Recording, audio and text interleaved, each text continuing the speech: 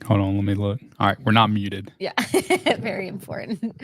Hello, and welcome to this week's episode of the RDU Buzz, where we go over all things Raleigh, Durham, real estate, development, news, just all kinds of things about Yep. the area. So thank you guys for tuning in. If you are catching this when it's not live, catching the replay, still feel free to chime in with questions or where you're watching from in the comments. And those of you that are joining us live, we'd love to hear where you're from. So definitely be Yeah, sure to drop in the absolutely. comments. And then as we're going, any questions that you want answered about the Raleigh-Durham area, even if they don't pertain to the topic we're talking about, feel free to shoot them in the comments and we'll get them answered for you tonight. Yeah, absolutely. And we missed last week. If we ever miss a random week, there's a 90% chance our kids are sick. At least one, probably all of them. Yes. And that was last week. So it is good to be back this week.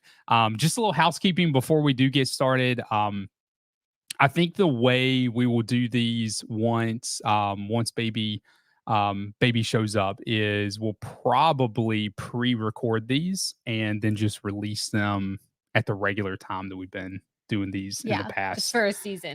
Yeah. Obviously for a season. And any questions that you have that you want to be covered in maybe the next live, so to speak, you can just drop those in and we'll cover those the next week. So I think that's probably how we'll do it in the future. Yeah. But we still have 3 more weeks to go. So we'll see. Yeah. Yeah. You can drop your guesses this is our 4th baby. So you can drop your guesses if this is going to go beyond the due date or before or on the due date. That would be kind of cool. Yeah. We never had an. I think it'll be before this time. So it was after last time. So it was. So we've got Crypto Zero joining in. Thanks for tuning in, and we've got Earl tuning in from Wendell Falls. So thanks for tuning in, Earl. So I think we're going to kick it off with. We're going to start with an update from the Fed because I think that's a pretty pertinent information when it comes to the housing market. And then we're going to bring it much more local with some of the other local updates that we'll go over. But last week, a jobs report came out, and that jobs report made the labor market look a lot unhealthier than originally thought that it was. And essentially what was reported is 818,000 jobs were revised downward in the new report. So essentially, they overestimated how many jobs had been added to the economy over the past year. 818,000 above what had been added. So a big yeah. mistake. It was the second. It wasn't a small typo. It was the second largest revision downward of all time. The largest was back in 2009. And so essentially the Fed has what's referred to as a dual mandate. So one of their mandates is obviously to keep inflation in check. The other mandate is to maximize employment. And the Fed has started getting inflation under control, but it looks like the labor market might be breaking. And so what's going to end up happening is the Fed's going to essentially expedite the process of rate drops. So, folks had kind of gone back and forth several months ago. Are they going to drop rates this year? How many times are they going to drop rates this year? And now it is practically certain that they're going to be dropping rates this year. And it's practically certain they're going to be dropping rates in September. And as a result of that, and the projections are essentially that we'll be looking at about a 1% drop on the Fed side, on the Fed rates. So how does that impact housing? I'm not sure there's going to be a significant impact on the housing market. I think when you look at mortgage rates right now, a lot of that is kind of already baked in to the mortgage rate. I don't think the Fed necessarily dropping rates I don't think we're going to see a huge drop for the rest of this year in mortgage rates necessarily. And I don't think we're going to necessarily see a large uptick in demand if the Fed starts to drop rates. I do expect we'll see a large increase in demand in the spring market. Yeah. Because if they do drop them in the fall, I mean, you're already kind of battling a little bit of seasonality. People are kind of ready to chill out for the fall, get ready for the holidays. So, it's typically a slower time in general. But yeah, I mean, it's just such an unaffordable time to Yeah. live in general, like with everything.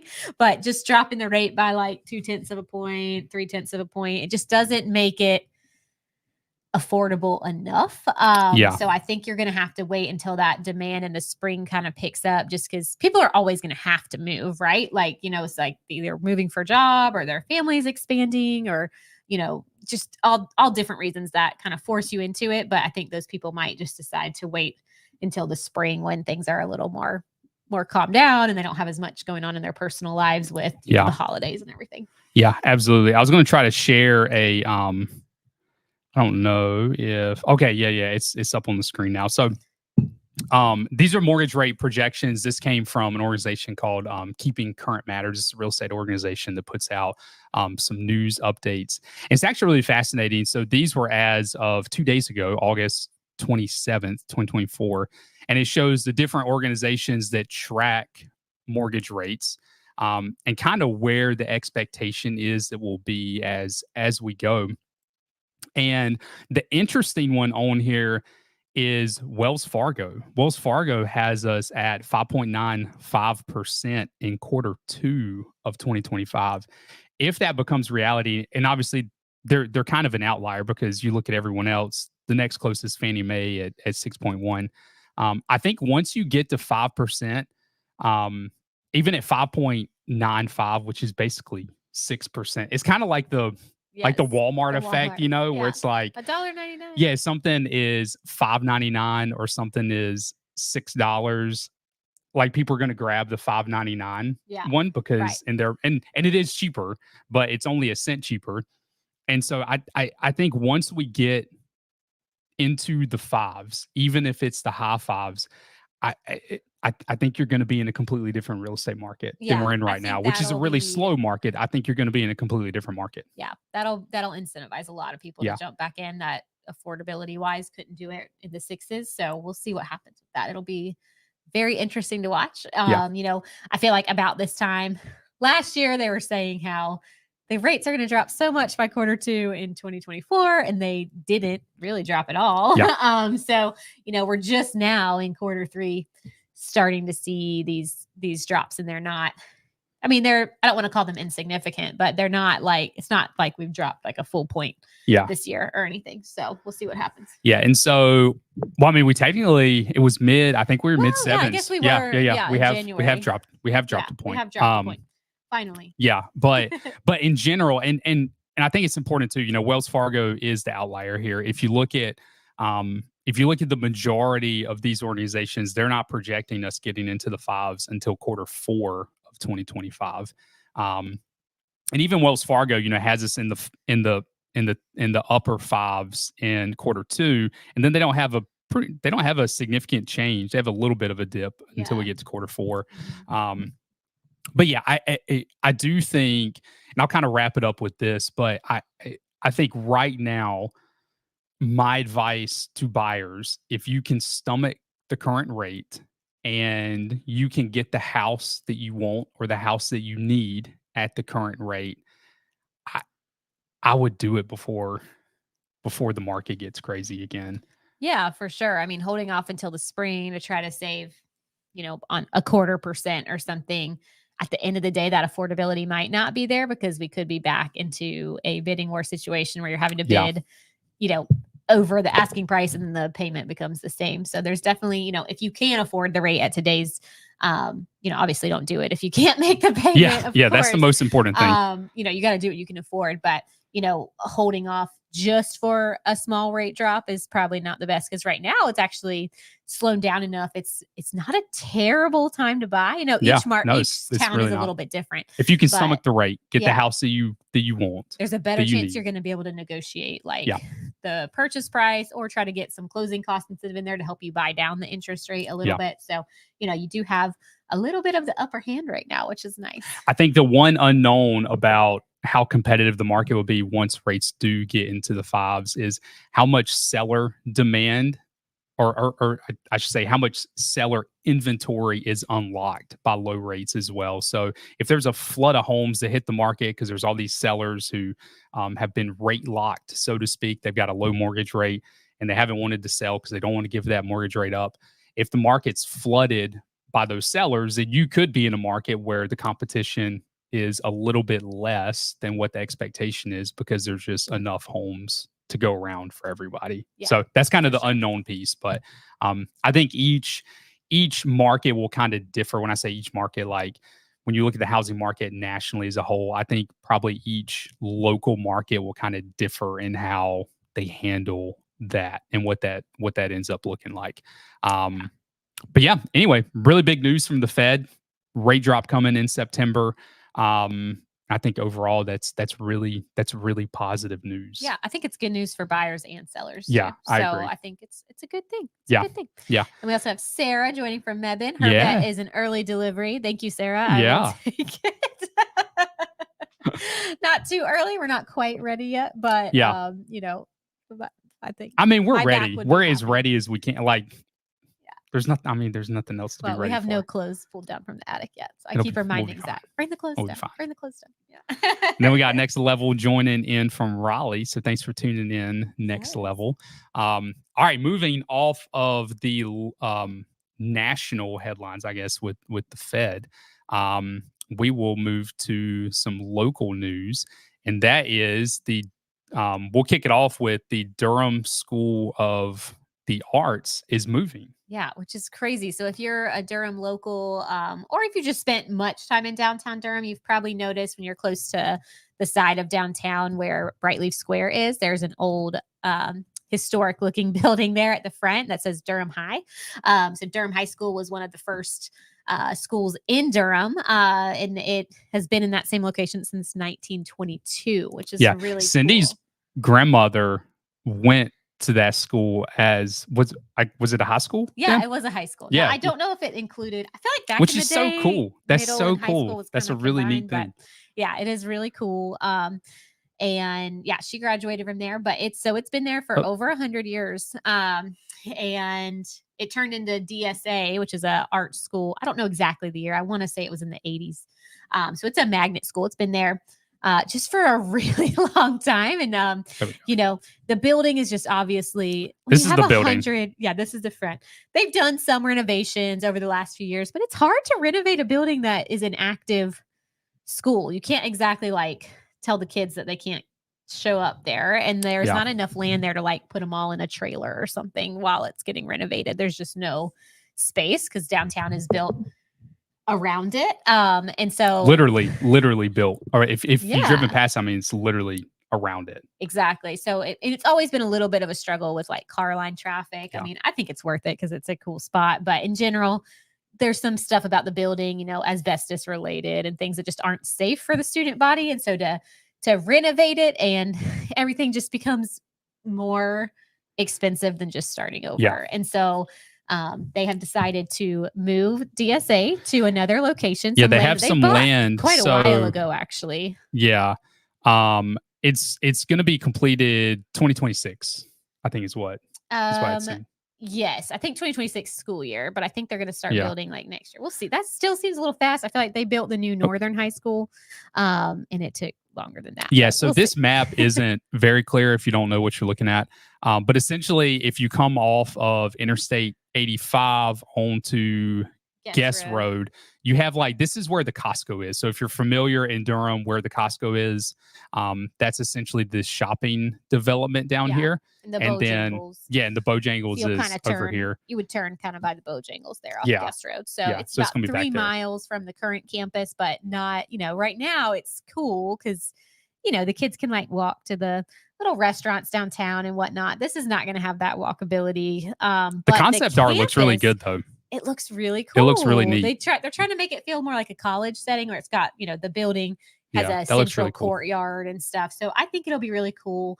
Also a cool thing about it, I think the current student body is 1,800 is how many it can be. And this is a middle and high school, by the way. It's going to significantly increase. It's going to go up to 2,200.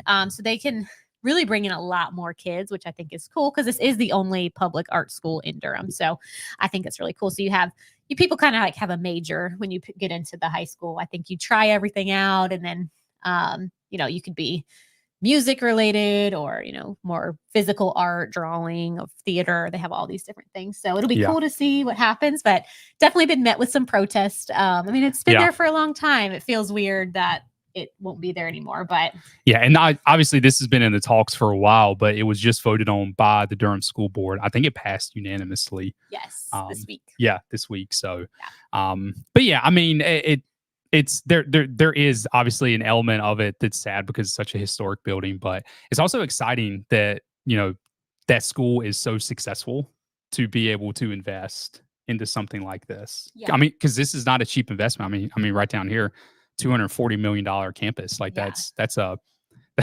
it's not a small price tag. No, it's not. And that was another things with the protest, because actually during the last election, Durham voters actually voted for this bond for schools. It was supposed to include this building, but also some renovations to some elementary schools. And now, it's been 4 years and inflation is real. So the cost of this project cost a lot more than it was initially supposed to. So now some of those other projects are like sidelined, unfortunately, but I do understand the need for a new building for sure. Yeah, absolutely. Yeah. So exciting stuff for that. But yeah, it'll be cool to see this and to watch it get built. But here's another image of the location. Yeah. So cool. All right, moving on. Another story from Durham. The old police quarters. So when I first, and I knew they were doing this when I first read this, I thought they were like building around the police quarters, the current police headquarters. Yeah, the current one. And obviously, like I'd heard of them doing this, and I just completely misread the article, and I was like, that's really odd. Yeah. But essentially, the old Durham City Police Headquarters is going to be developed into another mixed-use space. So, these mixed-use spaces are literally popping up everywhere, where you get a little bit of living space, a little bit of retail space, a little bit of workspace. And that's essentially what's happening here. It's going to be $285 million development. It's going to include 288 market rate apartments, 92 affordable apartments, a 100-room hotel, 37,000 feet of retail, and 153,000 square feet of lab space, and 791 parking spots. Well, that's a lot of parking. I hope so, because if you have, let's see, that's about 400 that's true. Apartments. Yeah, most people just are not living alone, so most apartments are going to need 2 parking spots. Yeah. So.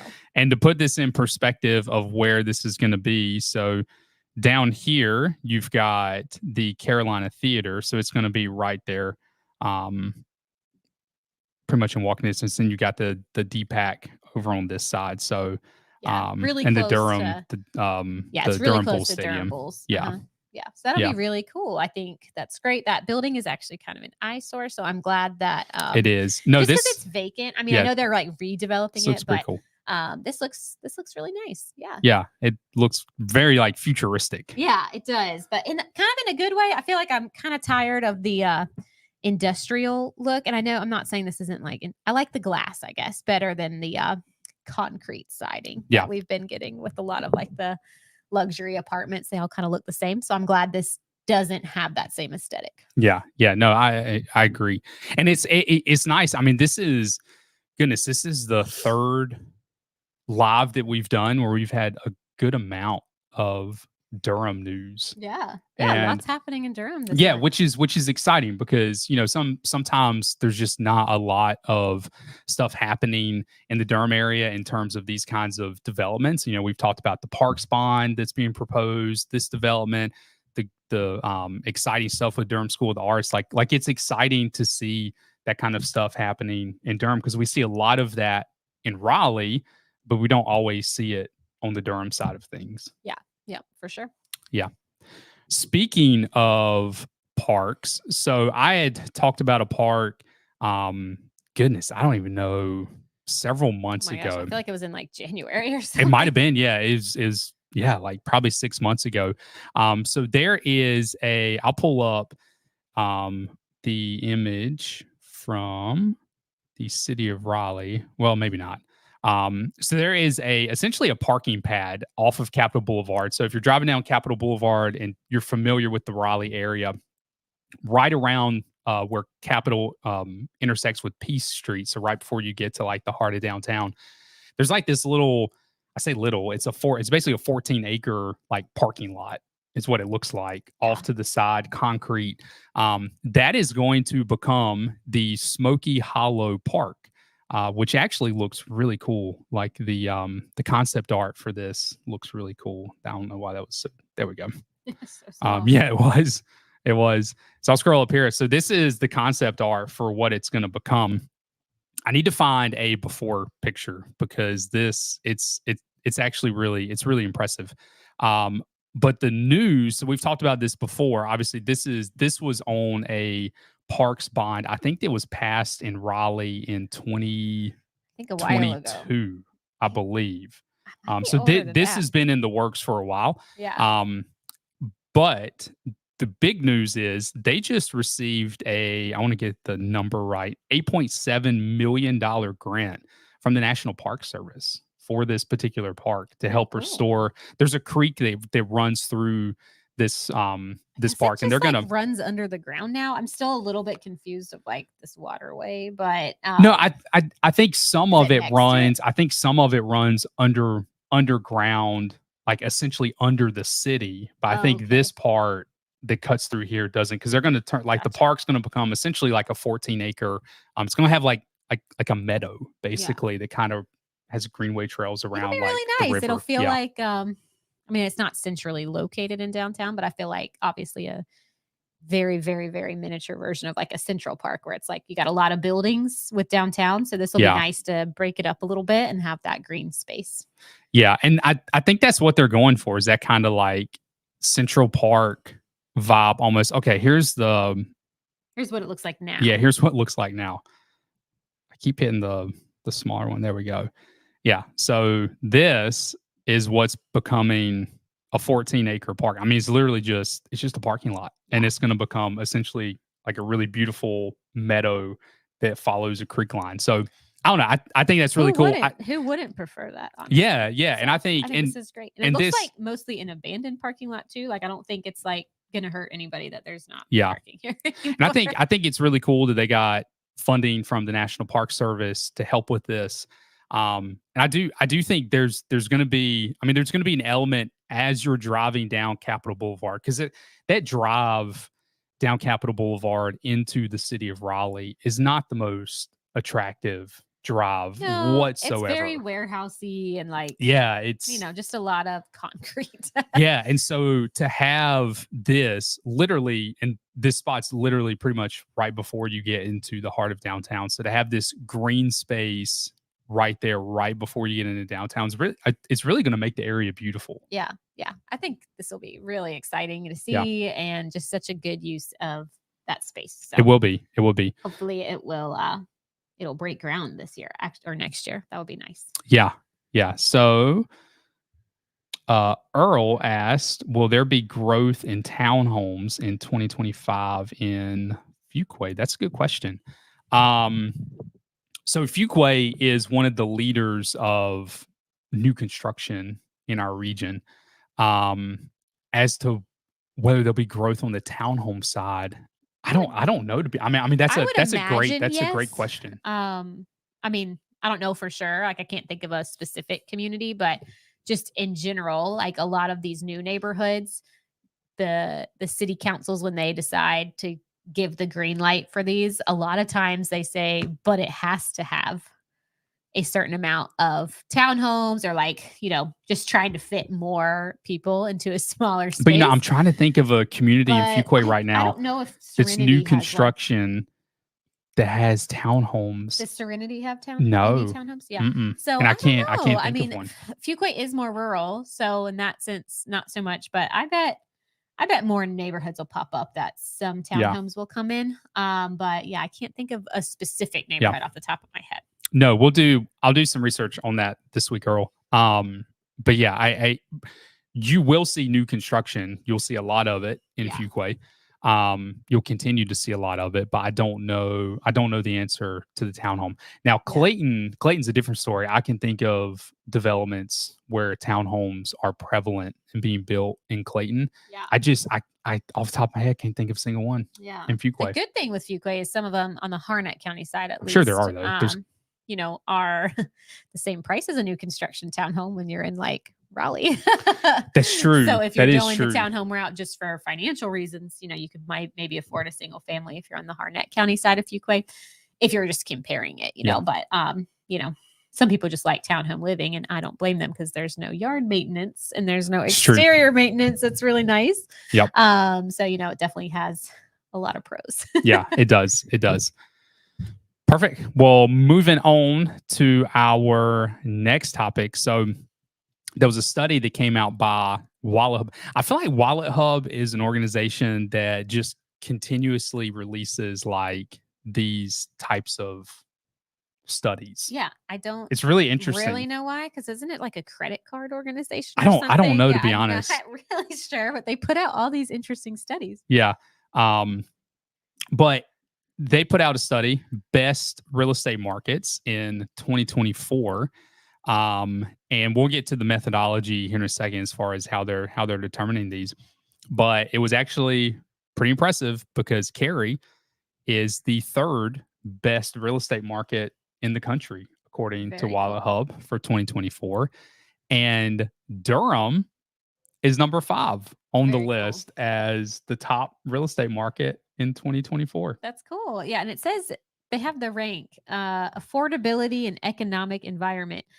I don't know if a low number is good or a high number is better, but I am confused how Cary is ranking as it looks like more affordable than Durham because it's probably twice as expensive. Charlotte is number 7 on the list. So in the top 5 of this list, we have 2 areas in the triangle. That's pretty cool. And in the top 10, we have 3 cities from North Carolina. So that's pretty neat. Awesome. Yeah. I'm going to scroll down. So ranking by size, this is a little more interesting. So large cities ranking by size. Raleigh is the 4th on the list as far as best housing markets in the country when it comes to large cities. Mid-sized cities, Durham is number 4, and Cary comes in as a mid-sized city, which is really shocking to me that like Cary and Durham would be in the same like category as far as size. Yeah. I mean, Cary is large. But anyway, I mean that's pretty impressive. So I want to scroll down to Port Dakota's got their methodology. On that map. They're like the only ones with no. Okay, they're doing mid-size 150 to 300. So 80 total points go into home value forecast, price appreciation, median days on market. That makes sense, and then affordability. Okay, home price as share of income, population growth, job growth, unemployment rate. That makes more sense. Yeah, that does make more sense. Yeah, but I mean, we talk sometimes about how this area is maybe getting a little more, I guess, unaffordable. But again, when you compare it to other parts of the country, that have, I guess, like similar economic sectors as we do per se, whether it's like tech or medical or whatever you're considering, our housing tends to be significantly cheaper than those regions. Yeah, it's true. So, it's hard to say it's affordable because when you're local, it doesn't feel affordable. But I really think that's something that people feel across the whole country right now. Yeah, home price is share of income. I mean, that's essentially where I'm getting to with that. When you look at the economic sectors that kind of dominate our region compared to the housing prices of other areas that have similar economic sectors like that, our area tends to be much more affordable than they are. It does surprise me though, that sorry, there's a lot of scrolling here. I don't want to make anybody dizzy as I'm like scrolling up this thing very quickly.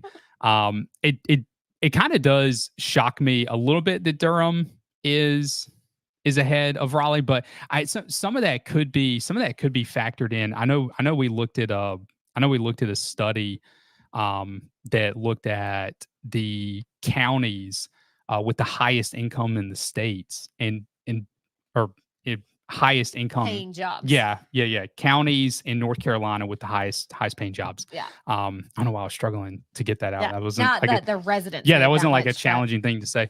So that's probably what it is. And Durham 'cause- County has the highest income of any other county in the state. And so Yeah. when you look at that, and then you look at the home prices in Durham, that does make sense at that point. Yeah, for sure. And a lot of people end up, working in RTP, which is in Durham County, but maybe they live in Cary or live in Raleigh. Yeah. That doesn't necessarily mean that those people are living in Durham. But it is interesting, and it does make sense how it could top the list there. Yeah, it does. And we got Joshua Benson joining in. Yeah. Hi, Joshua. Thanks for watching. tuning in, Joshua. Yeah, and Earl said he's flexible with the location of the townhome. Lots Yeah. of townhomes around. Feel free to send us a message. I know our number is on Yeah. YouTube. It is. So feel free to send us a message, and we can hop on a call anytime to Yeah, talk through If you're areas for flexible on townhomes. location, there's ample Yes, opportunities so for many. townhomes For all sure. throughout the triangle. So you'll have almost an overwhelming amount to choose from. Yes. So perfect. Well, that is all I think that I have for tonight. You have anything to add? No, but if anyone's catching this later or catching this on the podcast or whatever, if you do have a question, feel free to shoot it in the comments even after we're done being live tonight. And I promise we check and answer those very often. We do. Happy to help with that. And let us know where you're watching from later too. Yeah, We'd love to hear absolutely. it. And I said this at the beginning, I'll say at the end, just in case folks have popped in and missed it at the beginning. But I think our plan with this, once the baby comes, is essentially to pre-record these. I'm assuming probably just be me for a period of time, pre-record these, and then we would upload them at the same time that we would normally do these. And if you have questions that you want us to address, like questions like what Earl asked tonight about the townhomes and whatnot, you can just put those into the comments on that video, and then that following week we'll walk through those questions. So I think that's the plan for now. Yeah, and we'll see. Yep. I mean, we never know. We might be here for 3 full more weeks, or maybe just 1 or 2. We don't know yet. Yeah, cool. So we're on the baby watch. Yep. Yeah. But we will see y'all next week, hopefully. Bye, guys. All right. Happy Labor Day. Bye, y'all.